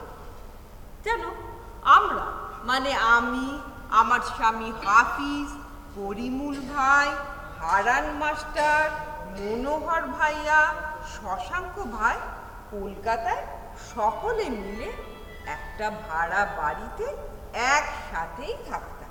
আচ্ছা, সকলে আমরা একে অপরের বন্ধু ছিলাম, বলতে পারো অনেকটা ঠিক আত্মীয়ই ছিলাম। জানো, খুব সুখে, খুব আনন্দে যেন আমাদের দিন কেটে যাচ্ছে। হঠাৎ শুরু হলো দাঙ্গা, সেই রাতের দাঙ্গা। আমাদের চোখের সামনে ওরা শশাঙ্ক আর সাবিত্রী বোনকে মেরে ফেলল। আমি শশাঙ্ক সাবিত্রী ওই 1 মাসের শিশুকে বুকে চেপে দৌড় লাগালাম। রাস্তায় দেখি অনেক অনেক কাটা লাশ, চারিদিকে শুধু রক্ত আর রক্ত। ছুটতে ছুটতে ছুটতে তোমার চার্চে এসেছিলাম আশ্রয় পেতে। সেদিন তুমি আবার ফিরে গিয়েছিলে। আমি কিন্তু তোমাকে বারণ করেছিলাম, তুমি আমার কথা শোনোনি, ছুটতে বেরিয়ে গিয়েছিলে।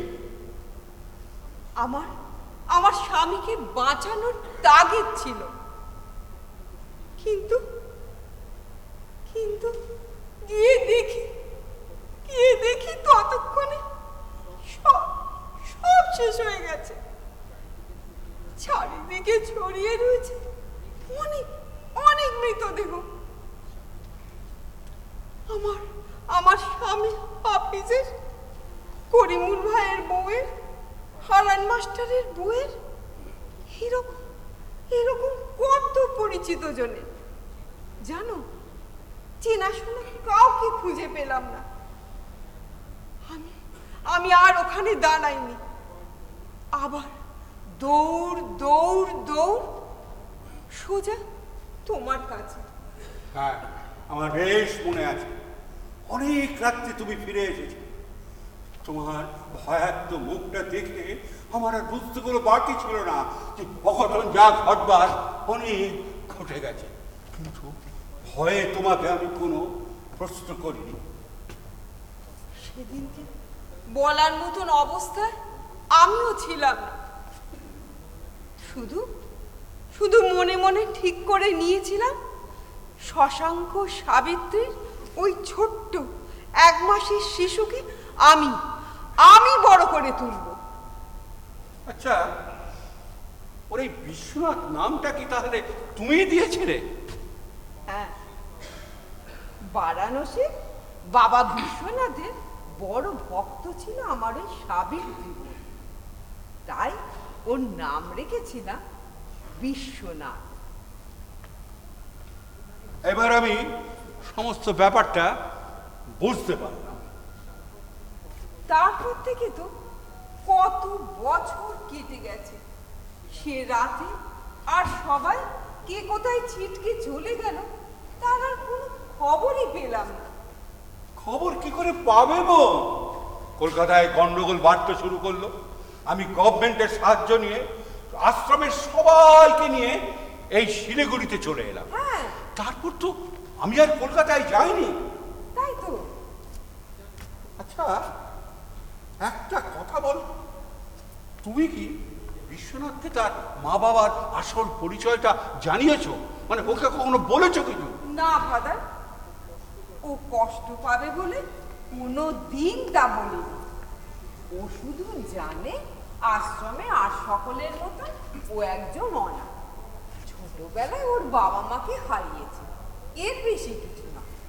আর আশ্রমের আর সকলের মতন ও আমাকে মা বলে ডাকে, ব্যাস এই পর্যন্ত। কিন্তু ও তো এখন বড় হয়েছে, ওকে তোর মা বাবার আসল পরিচয়টা আমাদের জানানো উচিত। মানে এটা আমাদের কর্তব্য। ভয় হয় ফাদার, ভীষণ ভয় হয়। যদি খোকা তাতে কষ্ট পায়। এত বছর ধরে ওকে নিজে হাতে করে বড় করে তুললাম, যদি ওকে হারিয়ে ফেলি ভয় হয় ফাদার। তো জানাতে তো হবে। ঠিক আছে, আমি দেখছি কোনো একটা কি ব্যবস্থা কিছু করতে পারি কিনা। হ্যাঁ, আচ্ছা শোনো নাসিফা, ঝড়টা একটু কমেছে, আমি ওই গির্জের দিকটা একটু ঘুরে আসি। হ্যাঁ, আচ্ছা, আর তুমি দেখো তো বাচ্চাগুলো ঠিক মতো ঘুমোলো কিনা। আর তুমিও একটু রেস্ট নিয়ে নাও। ঠিক আছে, চিন্তা করো না, লর্ড ইজ মার্সিফুল। একটা উপায় হবেই হবে। হ্যাঁ, চিন্তা। Good night.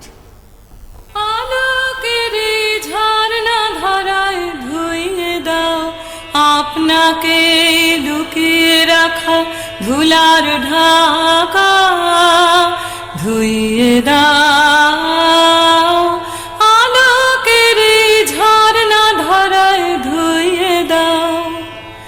যে জান আমার মাঝে জড়িয়ে আছে ঘুমের জালে, আজ সকালে ধীরে ধীরে তার কপালে এই অরুণ আলোর সোনার কাঠি ছুঁয়ে দাও।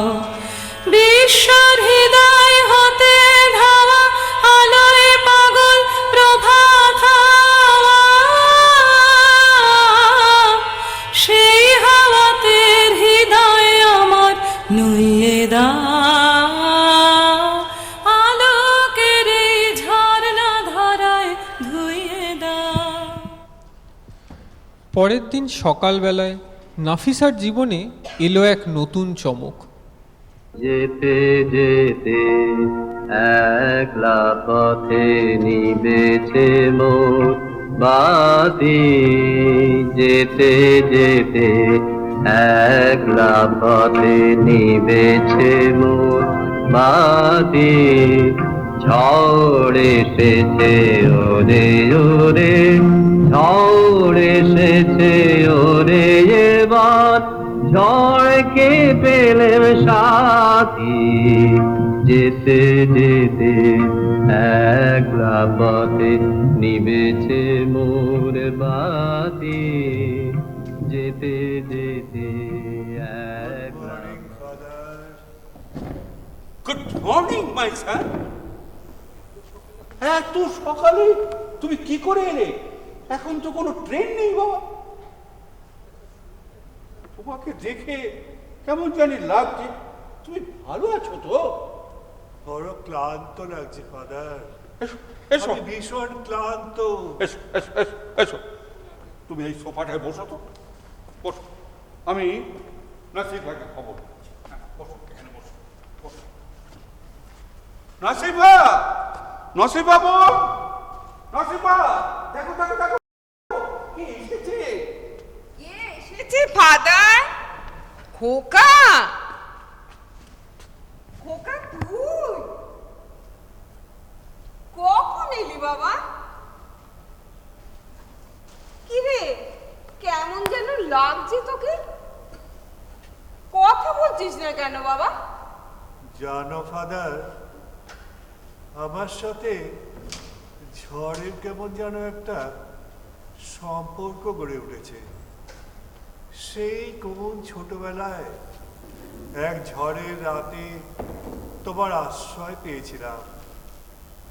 তারপর অনেক বছর পর আর এক ঝড়ের রাতে আমি নিজেকে নতুন করে আবিষ্কার করলাম। জানলাম আমি কে, কোথা থেকে এলাম। বারবার বারবার ঝড় কেন আমার জীবন কিভাবে তাড়িয়ে নিয়ে বেড়ায় ফাদার? বারবার বারবার আমার সাথে কেন এমনটা ঘটে ফাদার? বলতে পারো ফাদার, বলতে পারো? তুমি শান্ত হও মাইসান, তুমি শান্ত হও। তুই এসব কি বলছিস খোকা? আমি তো কিছুই বুঝতে পারছি না। ছোটবেলায় ঝড়ের রাত নিজেকে আবিষ্কার করা, এর মানে কি? আমি তোর মা? না না না না, তুমি আমার মা নও। আমার আমার আসল বাবা মাকে তো আমি হারিয়েছি সেই কোন ছোটবেলায়, জ্ঞান হওয়ার আগেই। আমি কত দুর্ভাগা, তাই না ফাদার?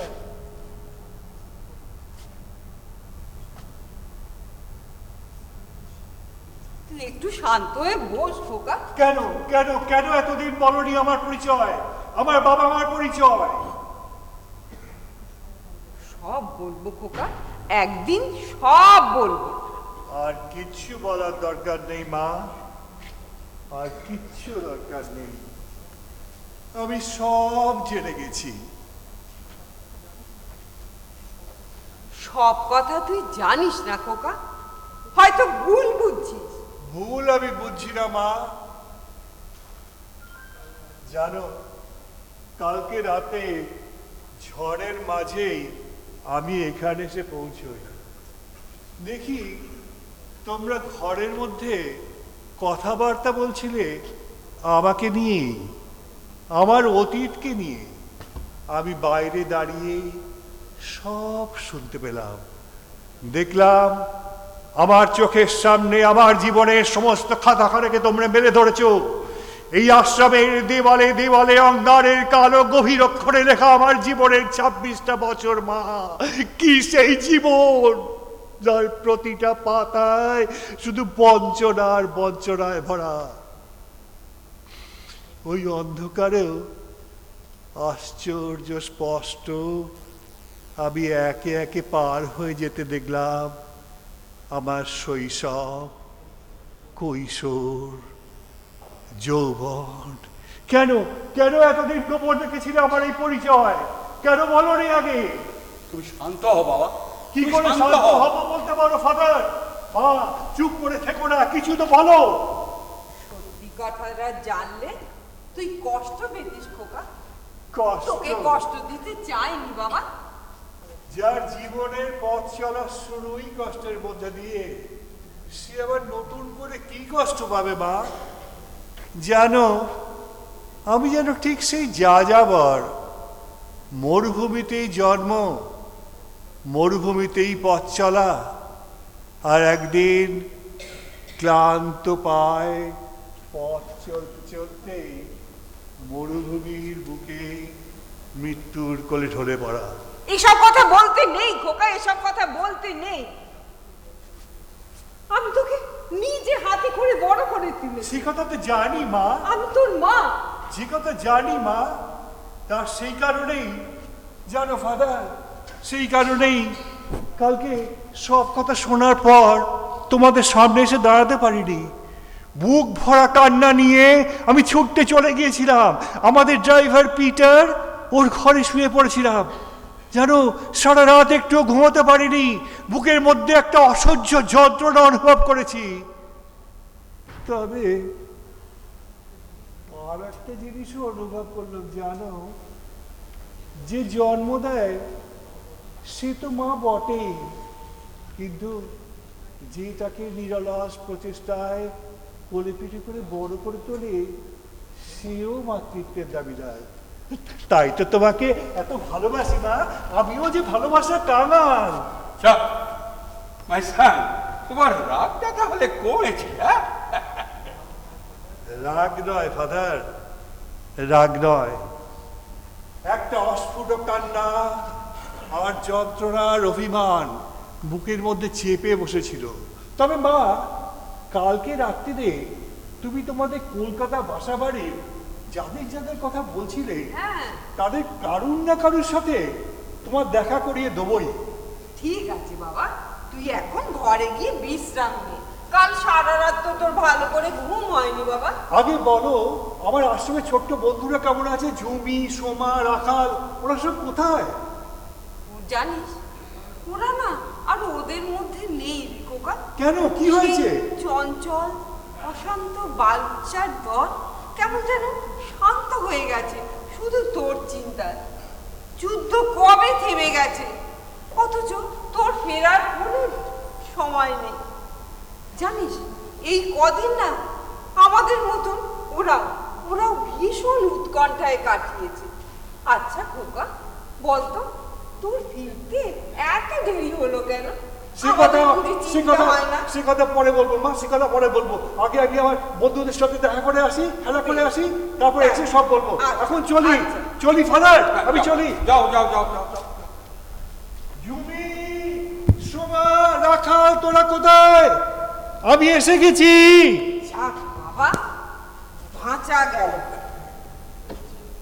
যে ভয়টা বিশ্বনাথ এতদিন বুকের মধ্যে চেপে বসেছিল, অন্তত আমি তো ভাবছিলাম কিভাবে ওকে শান্ত করব। আমি তো সব সময় লর্ডের কাছে প্রার্থনা করছিলাম যে ওকে কিভাবে শান্ত করা যায়। তার মানে কালকে রাত্রিরে দাঁড়িয়ে দাঁড়িয়ে ও আমাদের সব কথাই শুনেছে। যে ভয়টা এত বছর ধরে পেয়ে এসেছি, অন্তত সেই ভয়টা রইল না। এই ভালো হলো, কি বলো ফাদার? সবই আল্লাহর মেহেরবানি। এটা তো ভালো হলোই। হ্যাঁ, ও অন্তত ওর মা বাবার পরিচয়টা তো জানতে পারলো, আর আমিও নিশ্চিন্ত হলাম ও ফিরে এসেছে দেখে। যাকে শোনো নাফিসা, আমি একটু ওই স্কুলের দিকটা একটু ঘুরে আসি। হ্যাঁ, আর ছেলে এতদিন পর বাড়িতে এলো, একটু ভালো মন্দ রান্না বান্না করো। ওরা হয়তো তেমন ভাবে কোনো খাওয়াই হয়নি কয়েকদিন।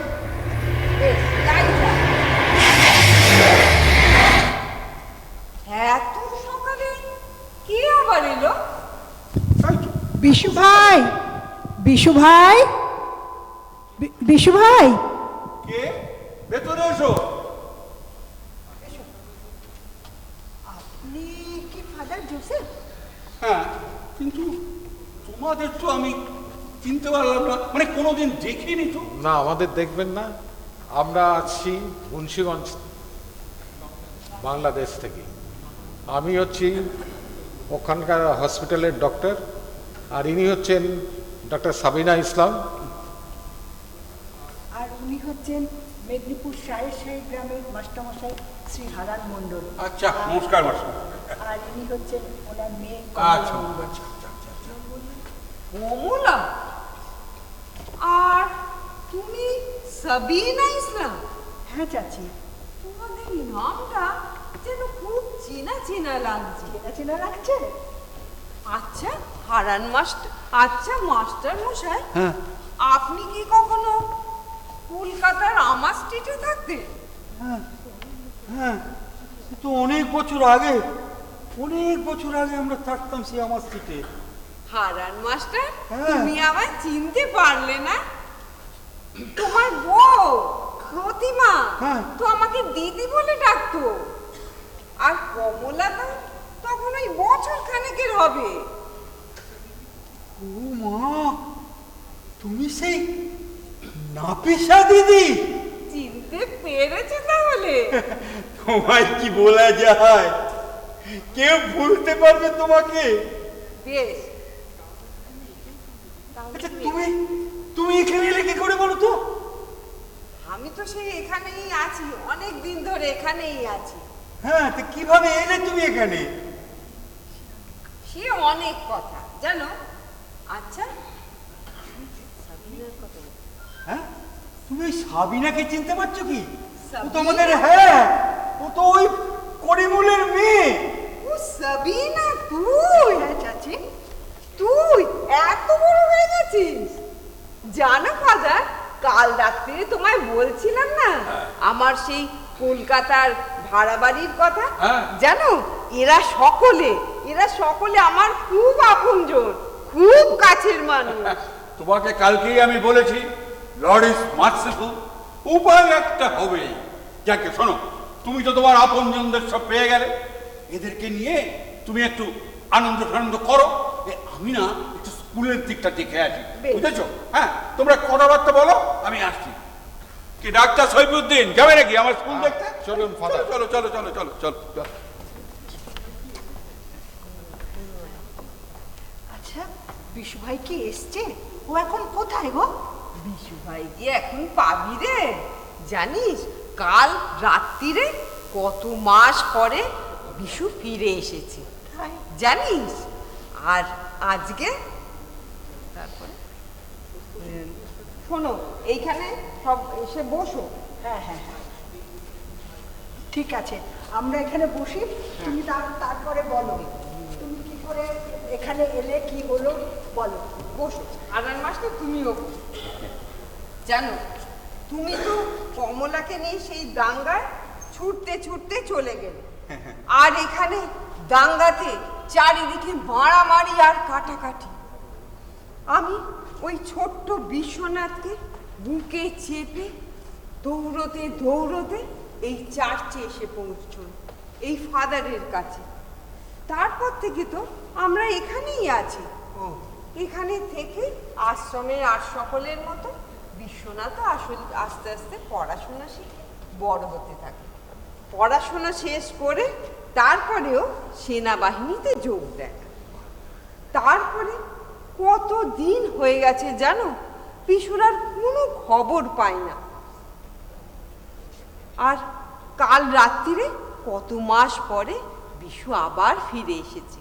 আর আজকে সকালে তোমাদের সবাইকে ফিরে পেয়ে মনের সব কথা বলতে পেরে কি যে ভালো লাগছে না, তোমাদের বলে বোঝাতে পারবো না জানো। আচ্ছা হারান মাস্টার, আমার খুব জানতে ইচ্ছে করছে যে তোমরা আমার বিশুকে চিনলে কেমন করে? এই দেখো। আচ্ছা কাকিমা, আমি বলবো? হ্যাঁ বল। বসো। হ্যাঁ, বিশ্বনাথের সঙ্গে আমি কলকাতায় একই কলেজে পড়তাম। আচ্ছা, সেখানেই ওর সঙ্গে আমার আলাপ হয়। আচ্ছা, তারপর পরস্পরকে আমরা ভালোবেসে ফেলি। তারপর ও কলেজের পড়া শেষ করে ভারতীয় সেনায় যোগদান করে, তারপর যুদ্ধে চলে যায়। কোনো দিন আমাদের কাছে কোনো চিঠি আসেনি, আর আমরা কোনো খবরও পাইনি।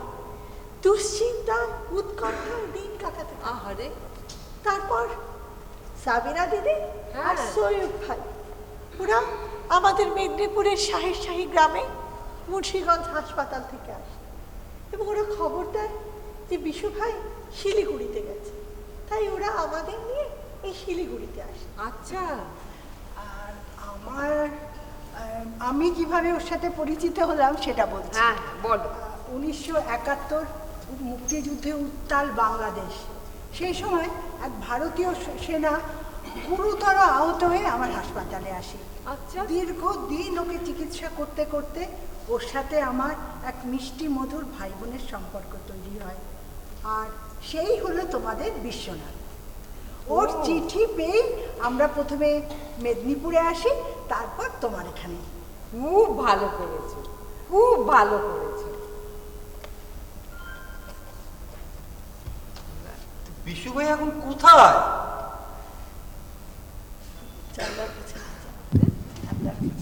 ওই যে এসো এদিকে আয়, ওইদিকে দেখ, ওই যে প্রজাপতি, ওইখানে বিশু, ওইখানে দেখ। মিলিটারি কাকু, তুমি যুদ্ধের গল্প বলো। আজ কতদিন তুমি আমাদের কাছে আসনি বলো তো? না রে ঝুমি, যুদ্ধের গল্প নয়, যুদ্ধ মানেই তো সেই মারামারি, কাটাকাটি, রক্ত আর রক্ত। এখন না, অন্যদিন বলবো। তাহলে চলো প্রজাপতি ধরা খেলি আগের মতো। জানিস ঝুমি, আজ বুঝতে পারছি এই প্রজাপতি ধরা খেলাটাও যুদ্ধেরই মতন খুব নিষ্ঠুর। তুমি তো আগে আমাদের সাথে এই খেলাটা খেলতে।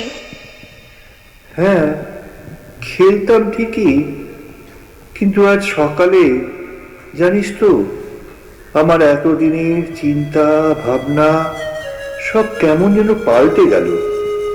দেখ, ওই যে হলুদ রঙের বড় প্রজাপতিটা ফুলের উপর বসে আছে, যদি ধর ওটা ধরতে গিয়ে ওর পাখটা ভেঙে গেল, তাহলে তো ও আর কোনোদিন উঠতে পারবে না, তাই না?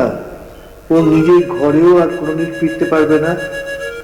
ওর হয়তো ঘরে ছোট ছোট ছেলে মেয়েরাও রয়েছে, তাহলে তো ওরাও তোর মতো আমার মতো অনাথ হয়ে যাবে, তাই না? তার চেয়ে বরং স্কুলের মাঠে গিয়ে হাডুডু বা গোল্লাচ্ছুট খেলি চল। রাখাল, বাদল, সোমা ওদেরকেও ডেকে নিয়ে যাই, কেমন? চল। আচ্ছা কাকিমা, ও আশ্রমের বাচ্চাদের এত ভালোবাসতো? হ্যাঁ রে, চুপ বাচ্চাদের খুবই ভালোবাসে জানিস। সত্যি, যুদ্ধ যুদ্ধ একটা ভয়ঙ্কর জিনিস।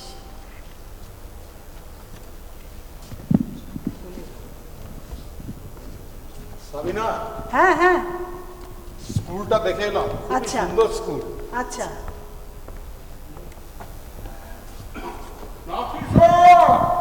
নাফিসা, নাফিসা বউ, হ্যাঁ, তুমি শুনেছো সেই স্কুল রেল বস্তির ওখানে প্রচন্ড গন্ডগোল হচ্ছে, বোমাবাজি হচ্ছে, বিষ্ণু তো ওইখানেই গিয়েছে।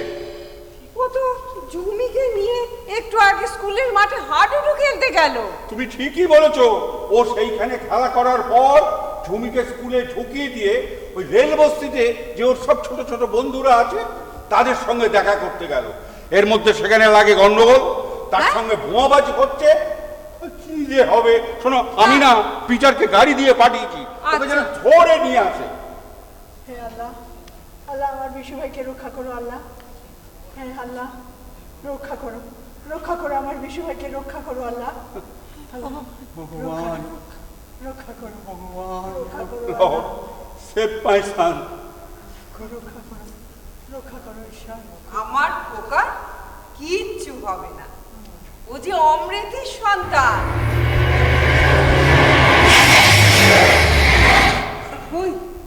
ওই খোকা বুঝি ফিরে এলো। দেখো খোকার মাথায় ব্যান্ডেজ। কি হয়েছে রে ফাদা, কি হয়েছে রে খোকা, তোর কি হয়েছে বাবা? কিছু না, কিছু না। আরু রেল পাড়ের বস্তিতে বাচ্চাদের সাথে ক্রিকেট খেলছিলাম, হঠাৎ বড়দের দু দলের মধ্যে কি নিয়ে যেন গোলমাল চালু হয়ে গেল। তো আমি গোলমাল থামাতেই গিয়েছিলাম, তখনই একটি ইট একটু উড়ে এসে লাগে। কিচ্ছু না, তোমরা চিন্তা করো না, আমি একদম ঠিক আছি। অলরাইট মাই সন, আমি একদম ঠিক আছি, তোমরা একদম চিন্তা করো না, আমরা একদম চিন্তা করো না, তোমরা সব ঠিক আছে, একদমই, আমি একদম ঠিক আছি, কোনো চিন্তা করো না। এ কি তোমরা? কমলা, হারান কাকা, সাবিনা দিদি, শরীফ ভাই, তোমরা কখন এলে? আর কি করে এলে একসাথে? কি কেমন সারপ্রাইজ দিলাম! শুধু সারপ্রাইজই নয় সাবিনা দিদি, আমি ভীষণ ভীষণ খুশি হয়েছি। মা, মা, তোমার মনে আছে মা সেই ছোটবেলার দিনগুলোর কথা, যে দিনগুলোতে তুমি আমায় নিজে হাতে পায়েস রান্না করে খাই দিতে? হ্যাঁ, সেই দিনগুলো কেমন যেন নিজেকে ভীষণ খুশি খুশি মনে হতো। আজ মনে হচ্ছে তোমরা সবাই মিলে আমার জন্য অনেক অনেক পায়েস রান্না করে নিয়ে এসেছো, যেন জীবনের অনেক কিছু না পাওয়ার কষ্টকে ভুলিয়ে দিতে এসেছো। মা, মা এদিকে এসো, মা এদিকে এসো। এই হচ্ছে কমলা, জানো মা, একে আমি সব জানি, সব কিছু জেনে গেছি। জেনে গেছো? হ্যাঁ, সব সব কিছু জেনে গেছি। জানো ফাদার, তোমাকে বলার সুযোগ হয়নি, এই আমার দুই মেয়েকে আজ কত বছর বাদে আবার ফিরে পেয়েছি জানো। আর দেরি করব না, এইবার আমি নিজে দাঁড়িয়ে থেকে মা হয়ে ওদের দুজনে বিয়ের ব্যবস্থা করব। যাই যাই, ব্যবস্থা করি। হ্যাঁ, তো অত্যন্ত আনন্দের কথা। আমার আশ্রমে আবার আনন্দের গান বেজে উঠবে, আনন্দের মুখছড়ায় ভেসে যাবে আমার এই আশ্রম। সবই সবই জিসাস ক্রাইস্টের কৃপা। মা, তুমি তো সবই জেনে গেছো। হ্যাঁ, কমলার কথা, সাবিনা দিদি, শহীদ ভাইয়ের কথা। কিন্তু তোমরা কি জানো ওই মূল্যসী নারীর কথা, ওই ভগবদ্দুল্য ফাদার জোসেফের কথা? মাগো, তুমি মাঝে মাঝে তুমি আগে বলতে আমি নাকি অমৃতের সন্তান। তখন আমি ঠিক বুঝে উঠতে পারতাম না জানো, কিন্তু আজ আমি বুঝতে পারছি তুমি ঠিকই বলতে। কেন জানো? এক হিন্দু বাবা মায়ের কোলে জন্মালো এক ছোট্ট শিশু। তার ভালোভাবে চোখ ফোটার আগেই তাকে মৃত্যুর হাত থেকে বাঁচিয়ে নিয়ে এসে বাঁচালো এক মহিষী মুসলমান নারী। আর সেই অনাথ শিশুকে তার সম্পর্কে কিছু না জেনে তাকে লেখাপড়া শিখিয়ে বড় করে তুলল এক খ্রিস্টান ধর্মযাজক। আর সেই শিশু যখন বড় হলো, পিতৃমাতৃহীন পরিচয়হীন বড় হয়ে ওঠা শিশুটাকে তার জীবনে ভালোবাসা দিয়ে প্রেম দিয়ে ভরিয়ে তুলল এক হিন্দু মেয়ে। এখানেই শেষ নয়, এই কয়েক মাস আগে যখন সে বড় হয়ে ওঠা শিশুটা দেশের জন্য যুদ্ধ করতে গিয়ে গুরুতর আহত হয়ে মৃত্যুর সাথে পাঞ্জা লড়ছিল, তখন আবার তাকে দ্বিতীয়বারের জন্য মৃত্যুর হাত থেকে ছিনিয়ে আনলো এক মুসলমান দিদি আর এক মুসলমান ভাইজান। আমার এই জীবনটা কি আশ্চর্য, তাই না মা? তবে মা জানো, শুধু আমি একা নই, আমরা এখানে যারা উপস্থিত আছি আমরা সবাই অমৃতের সন্তান। আমাদের পরিচয় আমাদের ধর্মের নামে নয়, আমাদের পরিচয় আমরা সব মানুষ। আর আমাদের একটাই ধর্ম, ভালোবাসা। চলো চলো আজ আমরা সবাই মিলে একসাথে আজ সেই অমৃতরূপী জগৎ পিতাকে আমরা আমাদের কৃতজ্ঞতা আর প্রার্থনা জানাই।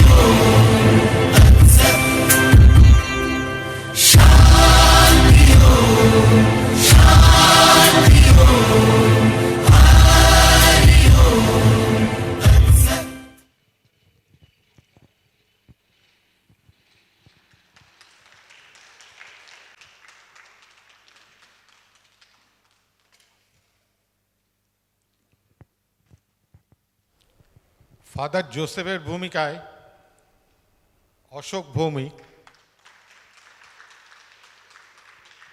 আর মিলি ভর নাফিসার ভূমিকায় সহেলী বন্দ্যোপাধ্যায় কমলার ভূমিকায় আর হারান চাচা তাপস ভট্টাচার্য, দীপান্বিতা সিনহা সাবিনার ভূমিকায়, আর আমি ডক্টর সৈফ আর বিশুর মুখ্য ভূমিকায় Atanu Bandyopadhyay.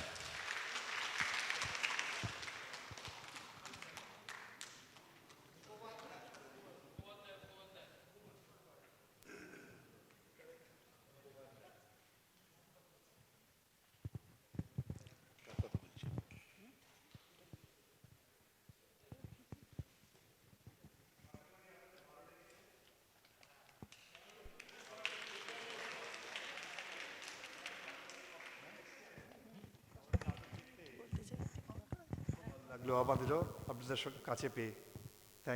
Thank you so much.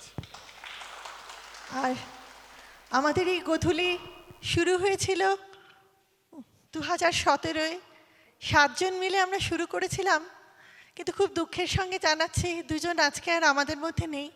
একজন পৃথিবী ছেড়ে চলে গেছে আর আরেকজন সংসার ছেড়ে।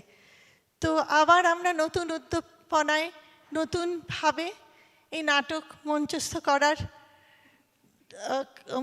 করার জন্য আমরা প্রস্তুত হয়েছি। আশা করি আমাদের এই উপস্থাপনা আপনাদের হয়তো ভালোই লাগবে, কিন্তু খুব কম সময়ে অনেক অসুবিধার মধ্যে আমরা এই অনুষ্ঠান মঞ্চস্থ করলাম। সেজন্য বলছি অনেক ত্রুটি বিচ্যুতি হয়তো হয়েছে, আপনারা আপনাদের নিজ গুণে তা ক্ষমা করে নেবেন। নমস্কার। আর আমরা আশ্বাস রাখি যে এই গোধূলিকে আমরা কোনোদিন গোধূলি বেলাতেই রেখে দেবো, কোনোদিন শেষ বেলায় পৌঁছতে দেব না।